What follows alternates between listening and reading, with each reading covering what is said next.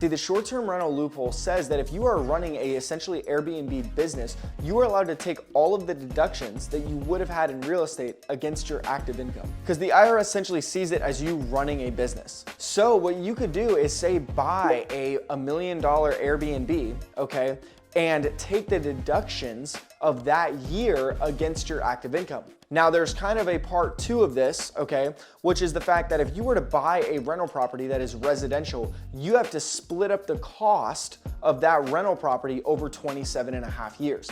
This is where things start to get complicated and why it's so important to work with a tax strategist. However, this is why we pair in with something called a cost segregation study.